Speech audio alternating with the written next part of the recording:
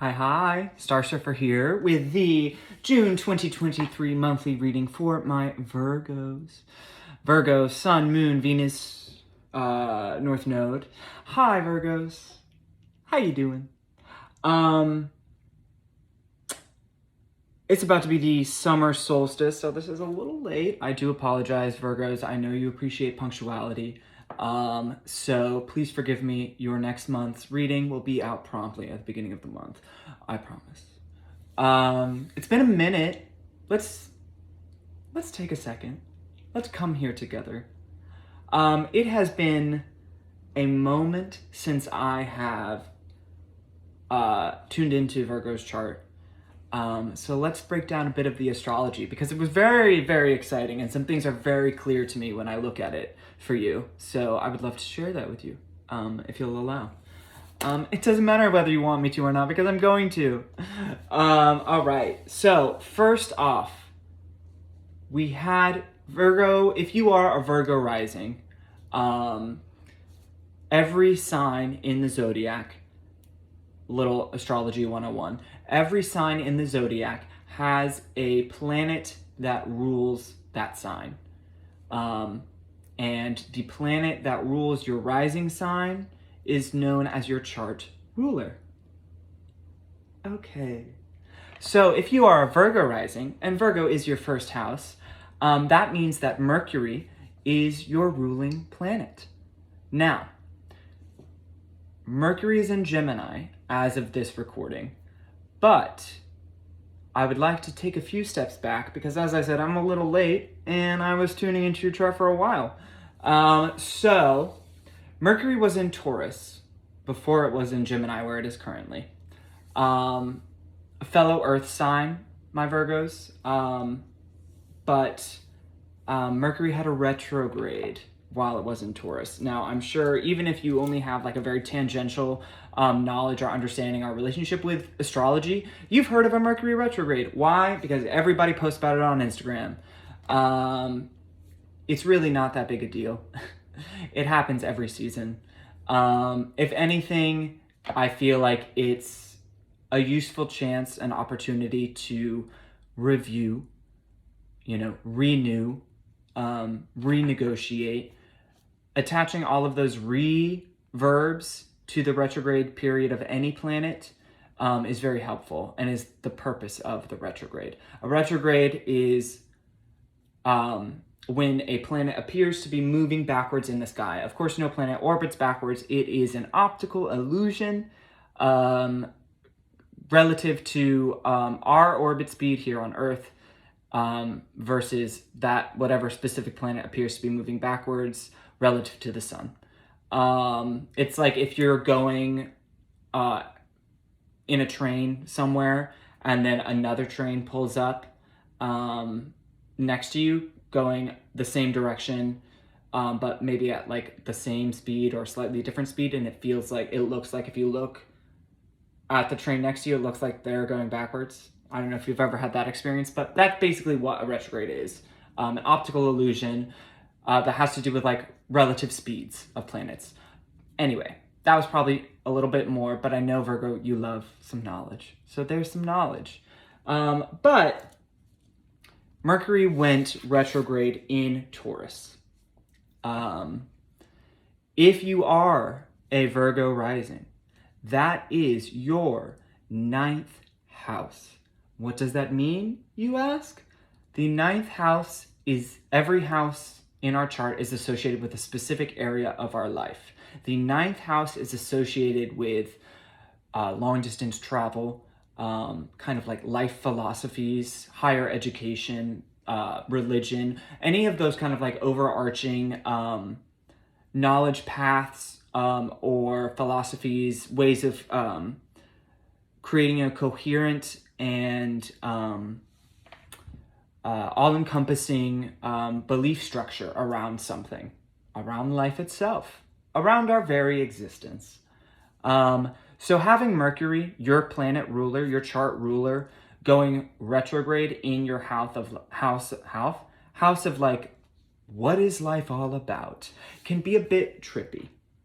So I just want to acknowledge that you might have been going through I want to say it was going to be at the end, like basically May. You might have been going through a bit of like, what am I about? What is life? You might have had to review some things here. And the reason I'm bringing that up now, even though Mercury has moved through Taurus, it's out of its retrograde, it's in Gemini, is because Jupiter is in Taurus, the same part of your chart. Jupiter is, if every planet is associated with an archetypal energy, and every planet is indeed associated with an archetypal energy, for instance, the sun is the ego, the moon, our inner emotional life. Jupiter is the planetary archetype, the energy of expansion, luck, and fortune. Whatever it touches, it wants to blow wide open, make larger. If you think about Jupiter in the sky, right, it is the biggest planet. It's massive. So you can kind of see how they maybe got to that,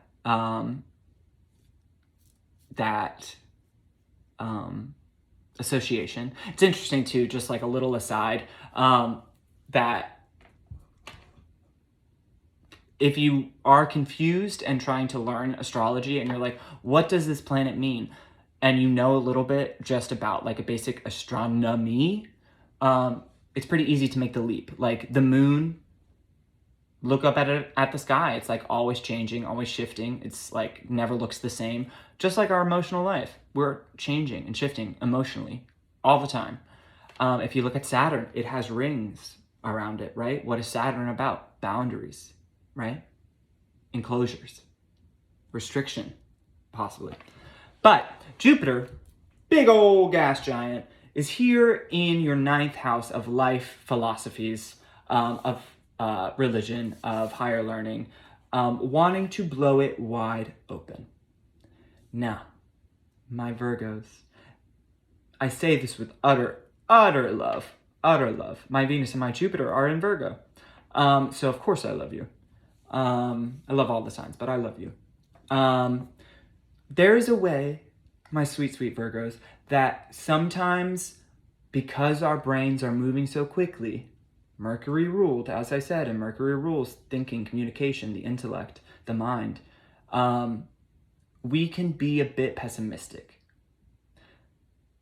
If you think about Virgo as an archetypal energy, it is the Virgin, which is to say it's there to purify, to remove imperfections. And to be able to do that, it needs to be able to spot imperfections. It needs to be able to look at something and say, that's unnecessary, that doesn't belong, and it would be better if we fixed this. Not because we don't like things, but because we see the potential of things, we see what is suited and serving and what isn't, and so we can make the adjustments needed to purify, right? To make it virgin, which is to say pure. So there is a way that the Virgo life outlook, 9th house, can be a bit pessimistic in nature. But I'm happy for you here because Jupiter is here to say, nah, I want bigger, bolder, greener, better, faster, stronger. I'm turning into Daft Punk, but you know what I'm saying. I want you to look at the brightest possibility, the most expansive choice of lens with which to view your life, existence, your future, your purpose. I want you to think about it glass half full, perhaps maybe for the first time, and see what that does for you. What does that open up for you if you make that shift to, no, I'm choosing to look at this expansively instead of needing to edit and remove, right? To cull and winnow down. Which serves a function, Virgo. Don't get it twisted. Like, this absolutely serves a function, but sometimes you gotta step out of that and consider the opposite. And this is your chance to step out of that and consider the opposite.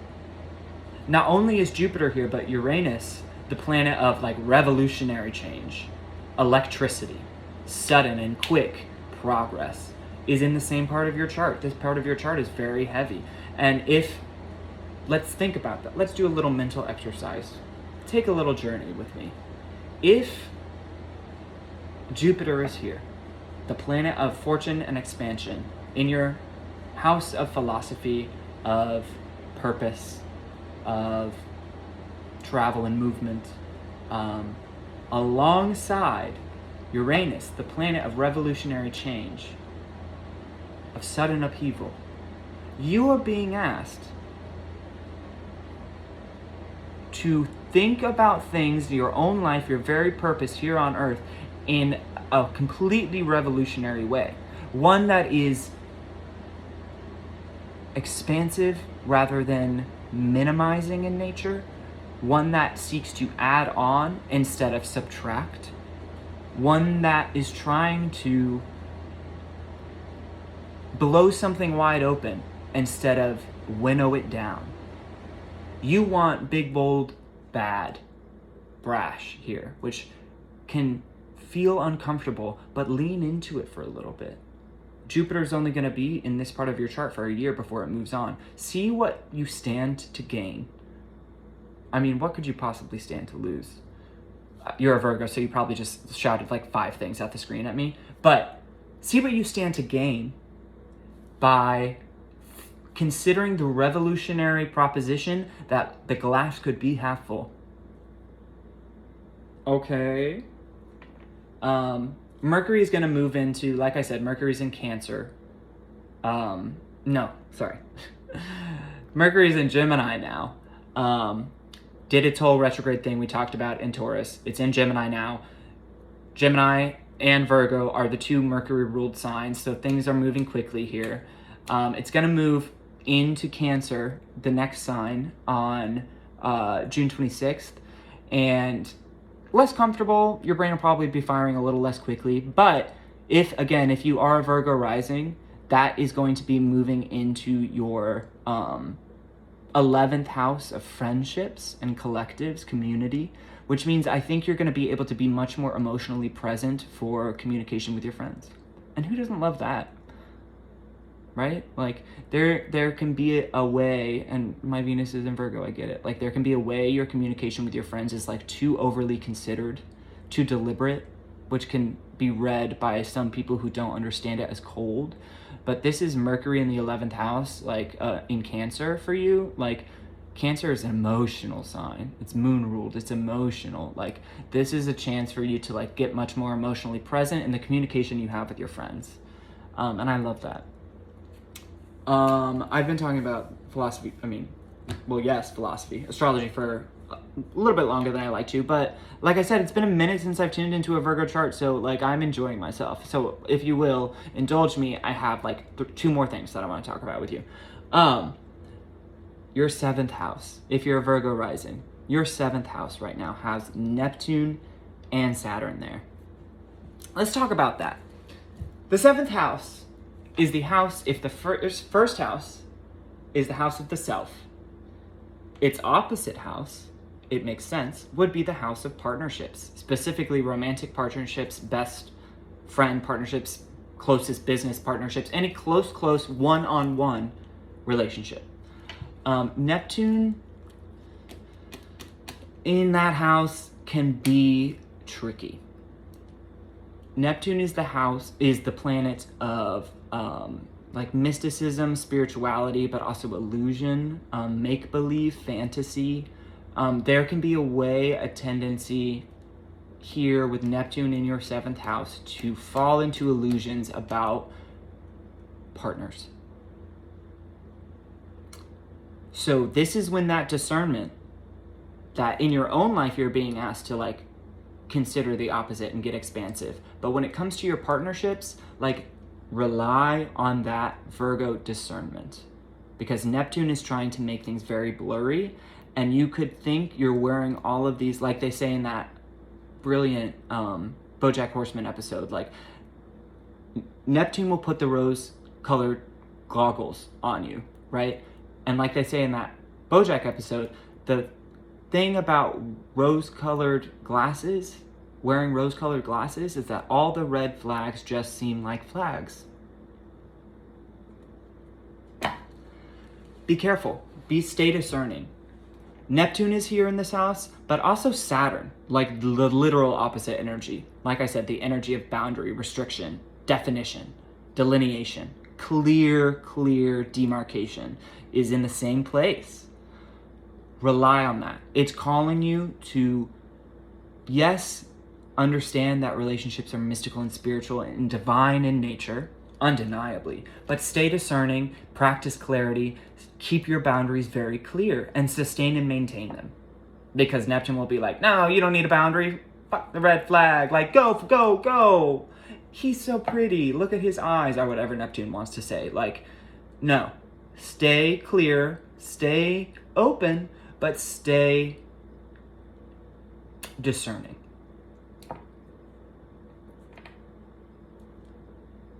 On that topic, I will say that Pluto just retrograded back into your 5th house of Capricorn, if you are Virgo rising. What this means is a lot of things, but relatedly, this is asking you to solidify whatever strides you've made in owning your power in terms of creativity and romance. Since 2008, when Pluto first got here, you've made humongous strides in owning your power in terms of creativity and romance. Do not give them away. Make sure you solidify and carry with you always the power you have in this area of your life. Don't give it away because Neptune's over here in your relationship house like, but, goo goo gaga. Like Saturn's like, no. Pluto's like, no. Own your, do not be fooled. Do not be tricked. Don't ignore the red flags.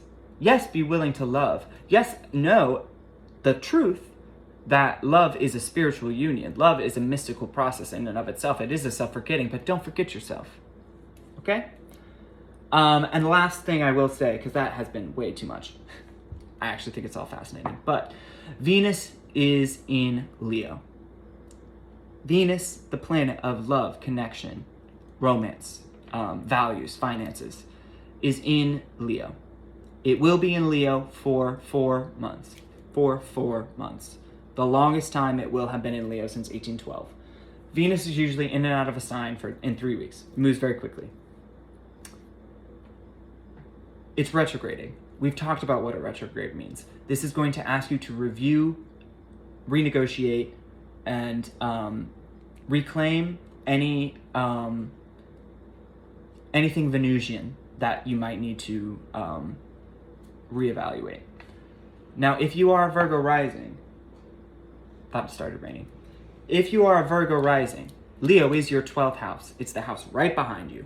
That means a lot of things again, but I'm going to try to keep this simple and related to what we've talked about. Neptune is in your relationship house, saying ignore the red flags. Go for it. He's pretty. Saturn is here like, no, stay clear, stay discerning, keep those boundaries up. That's a red flag.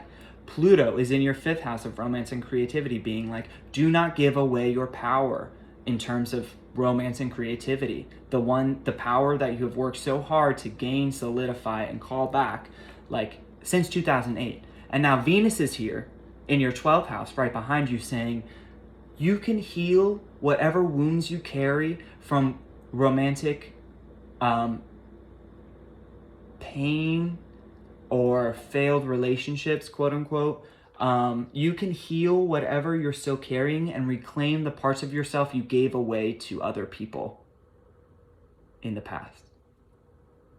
Call those things back to yourself. This is about owning your power. This is about reclaiming the bits of yourself that you lost in relationships. And this is about staying discerning in terms of how you relate to other people, but staying expansive in terms of how you relate to your life and your path. Okay, wow, that was quite a lot. So let me just say, we're done with talking specifically about astrology now. Let me do a little timestamp here. And then we'll pull some cards and see what my spirit team has for you, Mr. and Mrs. Virgo. Okay. All right. So this is a tarot read for my Virgo Sun, Moon, Venus, North Node. Keep in mind that is a large range of people, so take the messages that resonate for you and leave the rest. Do that Virgo editing that you are so fabulous at. Okay. Virgo.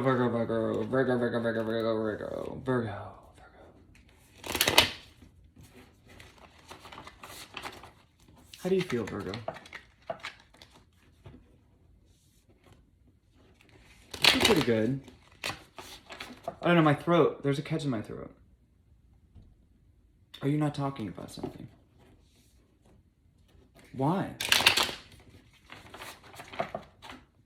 Why? Mercury's in Gemini. Why aren't you talking? What is catching? Yeah, feels like a lump. What aren't you speaking about? What aren't you acknowledging? What aren't you communicating? Any messages or insights from my Virgo, Sun, Moon, Rising, Venus, North Node?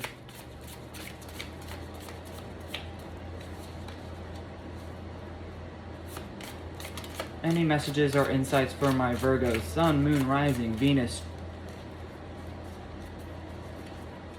The bat. Coming out of the darkness into the light, baby. Very lunar influenced as well. Obviously, moon influence. Look at that beautiful thing. Yeah, I really do feel like there is a way you maybe have been healing something. Or you kind of maybe didn't know how to heal something. There is a pain that you are certainly on your way away from now. You're moving out of it now. You're healing. You're in the healing process, but it feels like it's like you were in it for a while. You didn't know how to get out of it.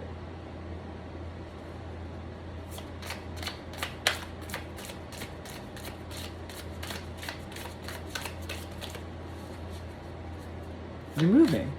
You're moving. What spurred?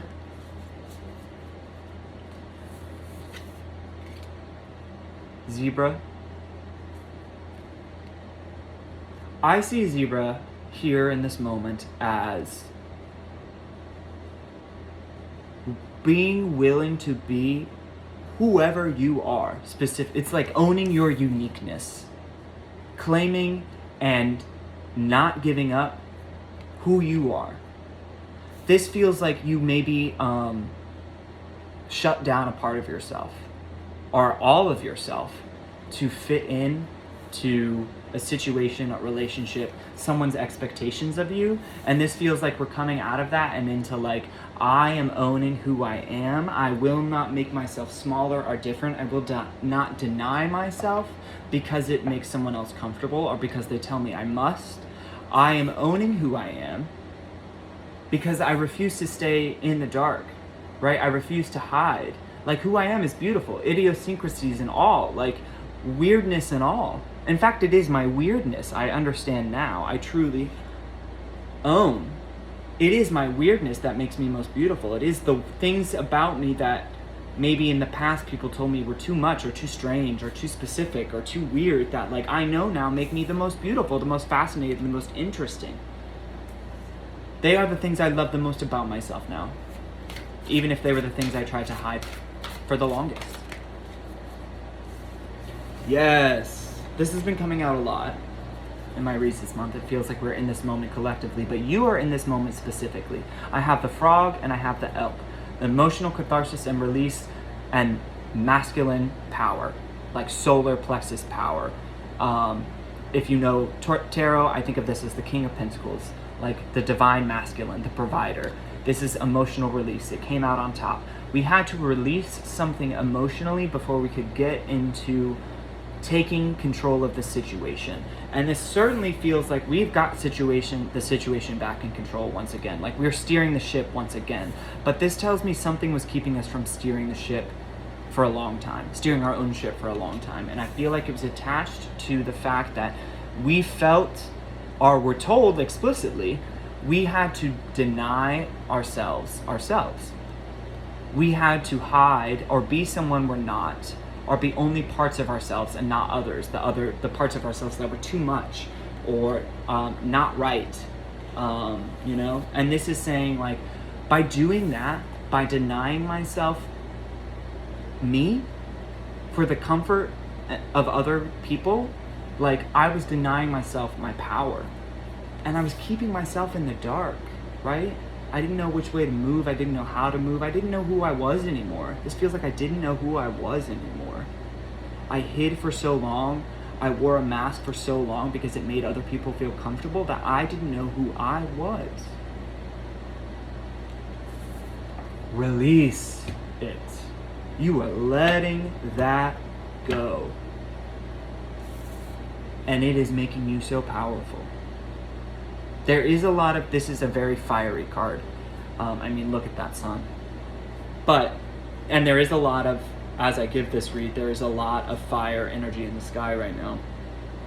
But this feels like for you specifically, like you had to go through a very cathartic reckoning, even, with the ways you shut yourself down for other people, gave away your power, the seed of your power, which is your uniqueness.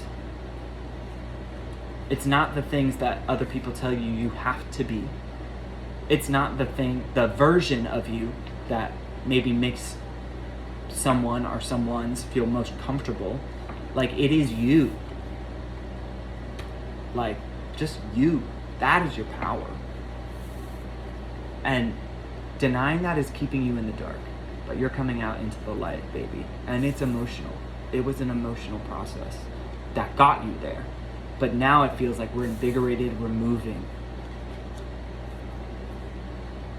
This feels like, I think that lump in my throat, like this feels like there might have been tears shed around this reclamation of the self. Around this way you denied yourself. But that crying might have been purging. A release that was necessary so that you could speak the truth of you. Right? When you cry, you release the lump in the throat, you can speak your truth. This is speaking your truth. This is coming out of denying your truth for others for too long.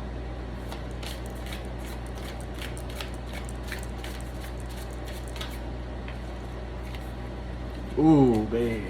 Yeah. Alright. Let me show you what just came out. The golden egg. The heart chakra. This corresponds to the heart chakra in this deck. The vulture. And the swan. Now, something, again, I feel like it's attached to this process that I've just been describing of, like, people told me I had to be one way, and this feels like it was like a specific romantic partner again. But the vulture prunes away, Virgo, pruning, editing, the stuff that is not helping us anymore, picks away at the decay, whatever is covering up the heart space, right? The swan is the card of partnership. I mean, look at those two beauties, hand in hand, together, tandem. Sometimes I read this as a Gemini energy, like a, look at them. But this specifically, the way this is coming out for you, I feel like there was, let's summarize everything I'm seeing here. It feels like there was a partner in your past who said, I don't like this about you, whether explicitly or implicitly, implied it. I don't like the stripes. Stop. Do less. Stop being like that. And so you put that part of yourself in the dark, right? Which is to say you hid part of your heart. And this vulture and frog says something has been picking that away.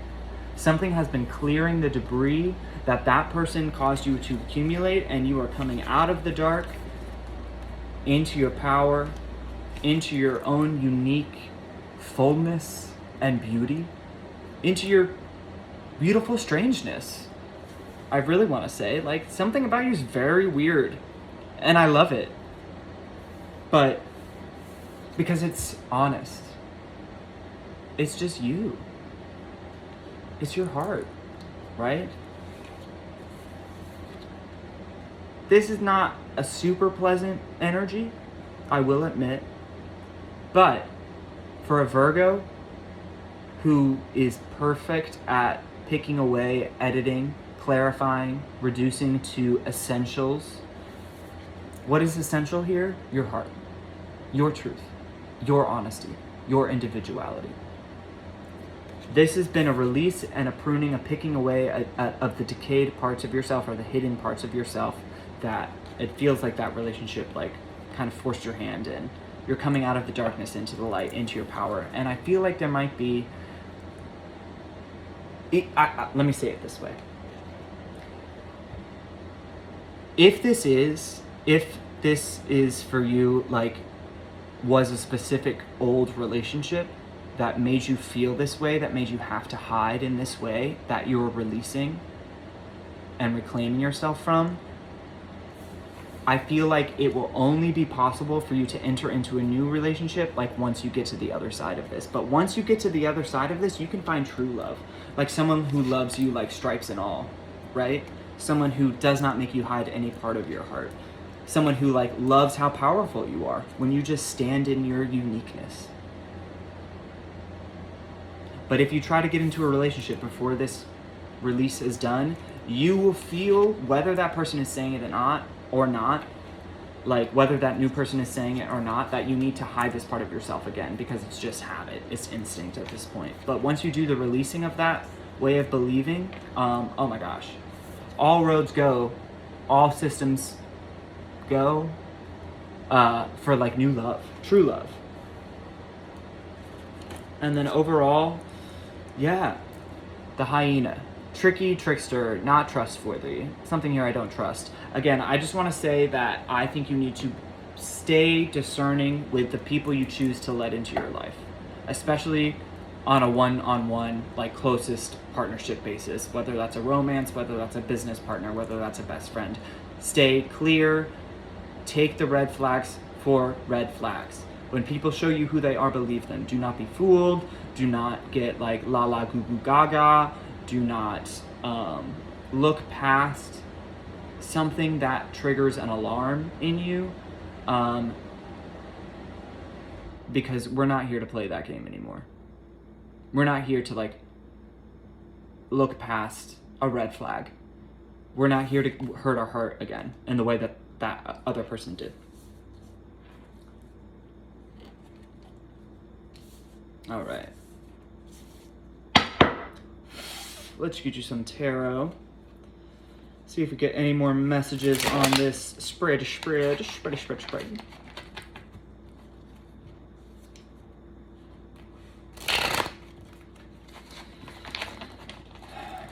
Yeah, you have to release that. You have to let that go. That whatever that like belief you had that you had to hide, that you're only lovable like parts of you, or when you hid or showed up in one specific way, or like when you didn't show up that way, let that shit go. It's not true. It's not true. No one's going to the zoo to like look at a horse. They want to go see a zebra because it's got pretty stripes. It's weird. Like, let that shine, Virgos. Let that shine. Don't trust anyone that mocks you for that. Let me just say that. Don't trust anyone that makes fun of you for who you are. Like, if you let your freak flag fly and someone laughs at it or like doesn't take it well, they're not for you. They're not your people. But the people that are like, hell yeah, fly that freak flag higher, right? Those are your people. Open your heart to those people. One more.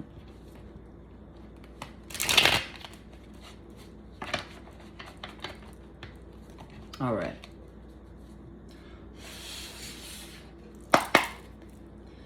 Any other messages for my Virgo, Sun, Moon, Rising, Venus, North Node as it pertains to this spread? Yes, there was. Emperor in reverse. The Emperor, the divine masculine of this deck. You know, he is authoritative. He's a ruler. He is masculine, yang, power, drive, boundaries, rules, regulations, right? In reverse, it means you were out of your power. Something was keeping you from your power, keeping you in the dark, right? Keeping you from hiding this, from owning this, But I feel like we are in the process of releasing this hiding, coming out of this darkness and into this light, right? And it will be a unique way of leading. It will be something specific to you, a power that only you hold, right? Queen of Pentacles in reverse and the Two of Swords.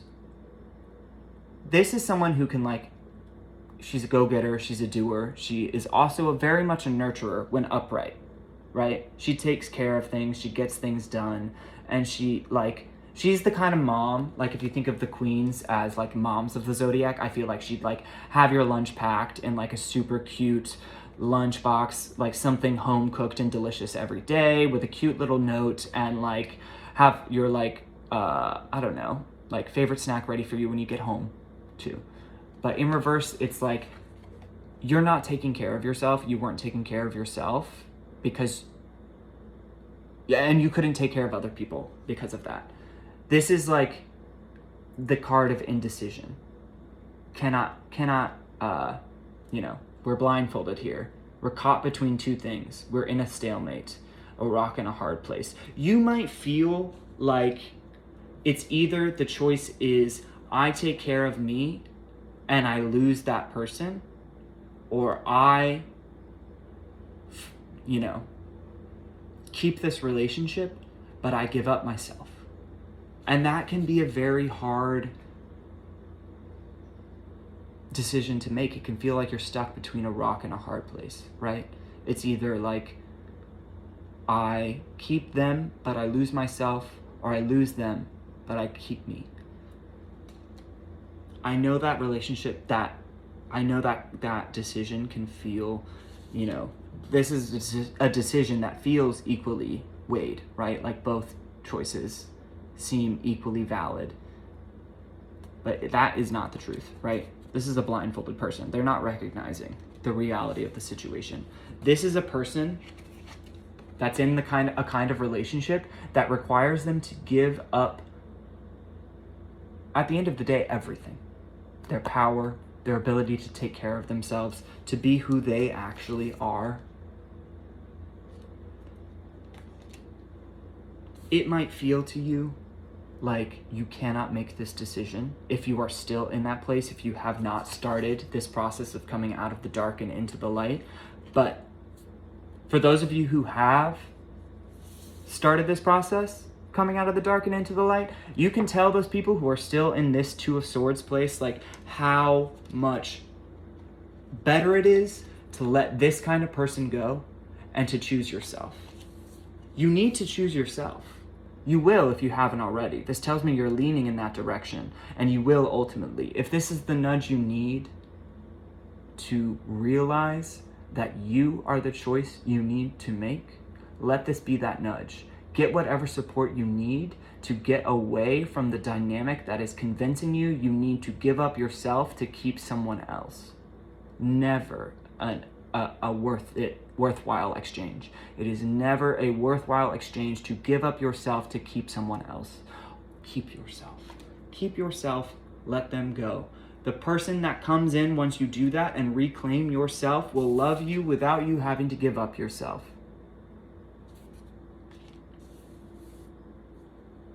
Okay?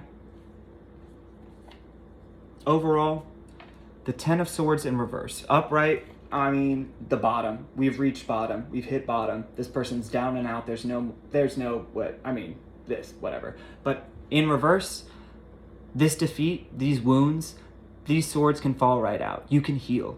Yes, things do seem bad. That is the catch in the throat. That is the catharsis. That is the vulture is definitely about to have a field day with this guy, right? He's about to just go and pick away all of these things that were getting us defeated, keeping us out of our power, away from taking care of ourselves. We are healing. We are being able to make the choice, and we are choosing ourselves. We are choosing ourselves. Hallelujah, amen. We are choosing ourselves. About damn time. It's about damn time. Don't choose this person. No. Choose this freaky mother. Which is to say, choose you. Yeah? You're healing, right? The end of illusion, the moon was reversed right under that. The moon is, illusion. It is things that are hidden, subconscious, subterranean. This is saying this is the end of illusion, and not seeing things clearly. Thinking you are in a stalemate when the decision is really very easy. Ask all of my Virgo friends that are watching this reading that already made the choice to choose themselves and are headed out of the dark and into the light. They'll tell you, oh no, that decision is easy. Choose you, baby. Choose you. All right. Let us get you a message for the road.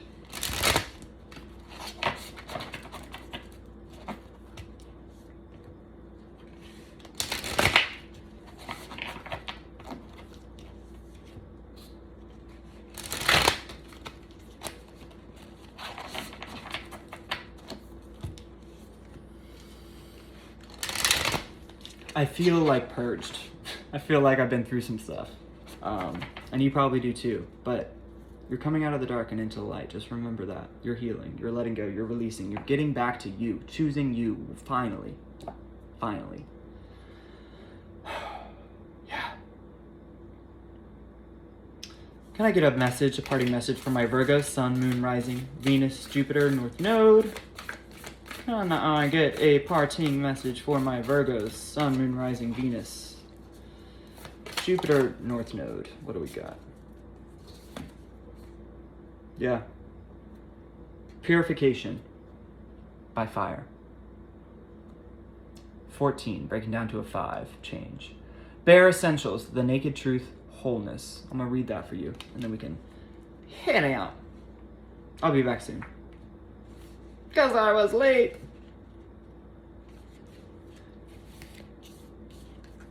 Purification. What is it that your heart truly desires? What do you perceive as missing in your life? In order to find the answers, you must look inside your heart. You already know this. Look inside your heart. You already know this, but have been reluctant to look because a part of you fears what your heart is trying to tell you. Get out. The only way forward is to face your fear. Something in your life is not working out as you would have liked, and it's not going to get any better unless you have the courage to face it. Close your eyes and relax.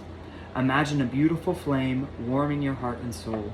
Feel its purifying and healing light burning away your fears and doubts, healing your body and mind, and clearing away all obstacles, either imagined or real.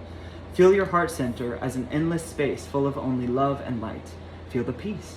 You are safe in this eternal space of light. Now, what is your heart saying? When it brings a tear to your eye, you will know that it is your truth. It is your truth. Your soul will guide you towards happiness. All you need to do is follow. Trust. Come out of the darkness and into the light. Trust. Claim your heart. Let go of that. Let go of that. All right? Make that choice and choose you. Don't choose this kind of person. Don't choose this kind of person. Choose this kind of person. No. Choose you. Own your power. Be unapologetically who you are, and know that the person will come who will love you exactly that way. But until then, by God, loving yourself is enough. Thank you, Virgos. Talk soon.